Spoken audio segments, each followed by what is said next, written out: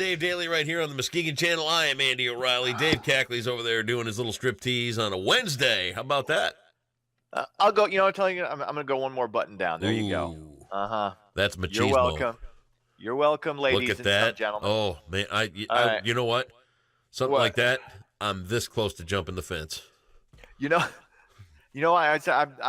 because I did a little manscaping, so I'm feeling pretty good about myself. I did that I believe Sunday. So I have an announcement. Still fresh. So you've got right here on the Muskegon Channel where you watch the Andy and Dave Daily and all the other fine programming that we put on. Saturday night, we're going to do something live for the very first time. Which is? I'm very excited about this. The Mona Shores Singing Christmas Tree will be webcast live here on the Muskegon Channel Saturday night at 7 o'clock. It's been a lot of work to get to the point where we can pull this thing off. Yesterday was an 18-hour workday. By the time we were taking down the cameras and getting things wrapped up and coming back and making the promo and all that other kind of stuff. But I think it's going to be magnificent. I've never seen the Singing Christmas Tree myself. I was going to say, explain to me exactly what's going on. It's the tallest singing Christmas tree in the world. This thing goes from the stage to the ceiling at the Frohenthal. There's a couple hundred kids in this thing all the way up to the top. And if when we get done here, just go on Facebook and you can see the little recorded promo. Okay. For this thing. I've never seen anything so awe-striking in my life. Really? Oh, my God. I've never seen it. I've never been to the show. And so I get in there for the first time yesterday, and I walk in and I see the empty tree itself on the stage at the Frohenthal, and I'm like, whoa. And then they fill this thing full of this choir, and they start their practice, and jaw-dropping. Is that like old school, like gospel choir stuff? Some traditional Christmas music. They've got a symphony with them. They've got a chorale. What do they call it? It's not choral like arrangement. Well, they've got a little chorus that and they got a couple of solo things where when they're so all in all, just an amazing thing. But here's the thing: this thing sells out so fast every year that everybody's like, how do we get tickets? Right. And so we started talking to them even like 2 years ago about trying to pull this off. And I'm glad it took a while for us to do it because we have to do this right. And this is the year. It's going to be in high def. It's going to be like fantastic. You're there. Huh? It'll be like you're there. Yeah, it's going to be great. So Saturday night, 7 o'clock, come to MuskegonChannel.com and boom, there it'll be. Nice. Yeah. So, hey, you know what? Deal. What? Show it to your mom on the computer and tell her it's her Christmas present. I just saved you some money. You did. It saved me a lot. It's going to be a little tight this year. Max wants a PS4. What? And I might save that because he's got a birthday coming up too. So you got to figure out if you want to go bigger Christmas or bigger birthday, or just do a bunch of gifts on Christmas and go big gift on birthday. I don't know. I'm still trying to figure that out. Yeah. If you were my kid, he'd get the PS4 on his Christmas and birthday. Well, I already he needs one for your house and he needs one for Mama's house.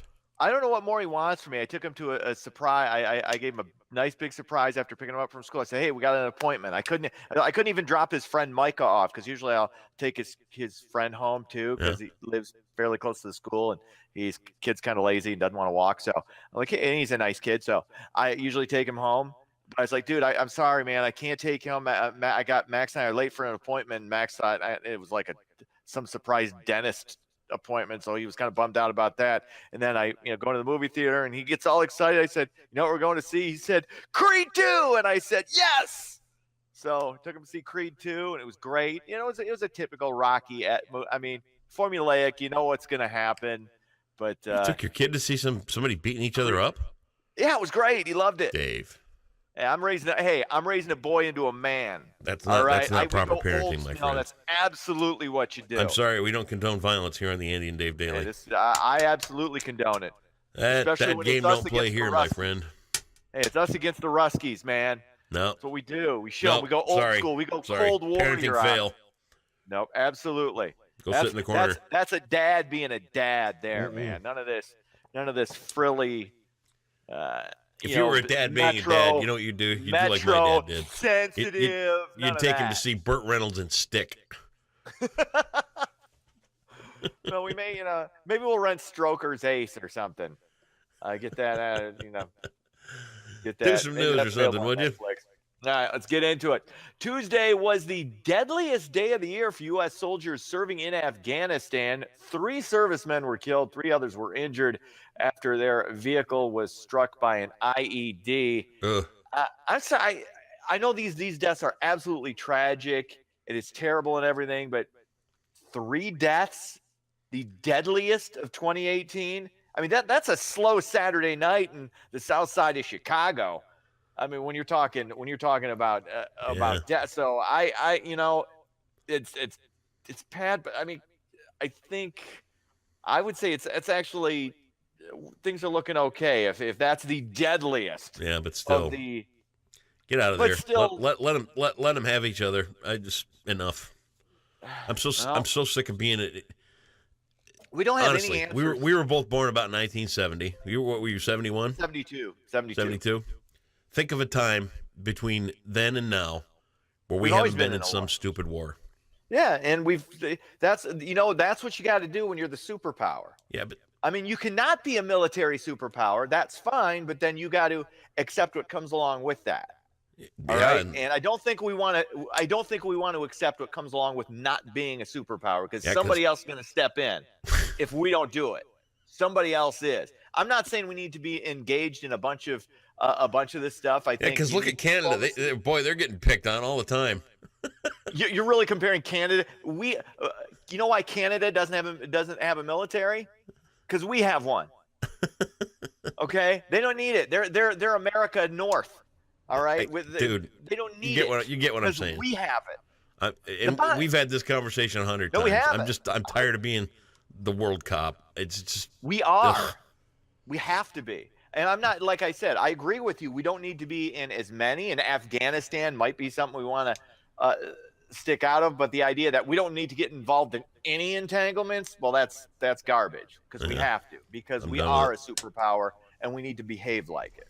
And that's part of it. And being the cop, you don't want to be a superpower, fine. Somebody else will step in. And you don't want to see that. So anyway, what else is going on?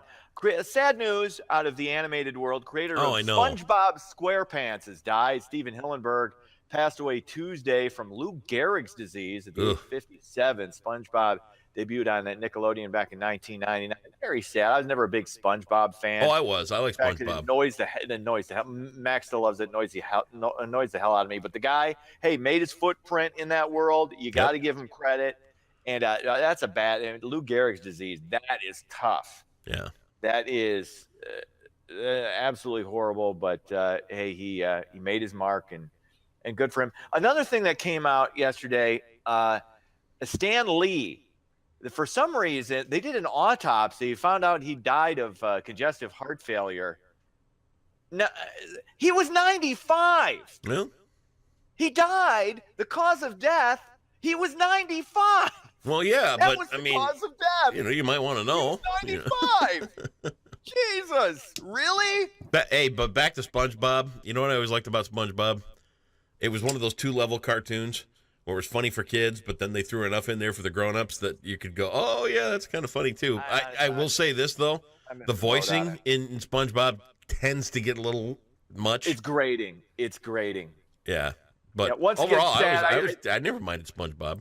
I don't like to crap on it because it was the guy's life's work and good. Once again, good for him. I don't diminish what anybody accomplishes at that level. Yeah. He made a buttload of money. Sad ending for the guy. Made his mark, but it wasn't my thing. Finally, Muskegon Community College's new health and fitness center set to open early next year. The 52,000 square foot, $14 million facility on the college's main campus was completed 4 months ahead of schedule. That never happened. You never see any of these things open early, and scheduled to open to students in January. So very good. I saw the YouTube video of it. This is an impressive complex. Yeah. Really, really good. Yeah. Good for MCC and good for Muskegon. So everybody's excited. Cool. Absolutely. Sports. Sparty goes down in overtime at Louisville in the ACC Big Ten Challenge. Hang on. 82-78. This is my new face when Sparty loses. Yeah, that should be shocking because they're not going to lose much. Michigan, by the way, they're still undefeated. They take on North Carolina tonight. Tip-off for that set for 9 o'clock, so we'll see what happens. They've been kind of rolling. They've been kind of rolling in hoops this year. They had that big-time beatdown of well, it's not the same Villanova team that won the national championship, but they took them apart in Philly by almost 30 points. So we'll see what they do against another big-time opponent in North Carolina. Like I said, that tip-off's 9 o'clock. And I got a great idea. What? Let's have a sing-along as we finish off. Hail to the victors, valiant, hail to the country. Hey, name one player on Michigan's basketball team, real quick. Elias Stubbs. Oh, my God. See you tomorrow there, butthole.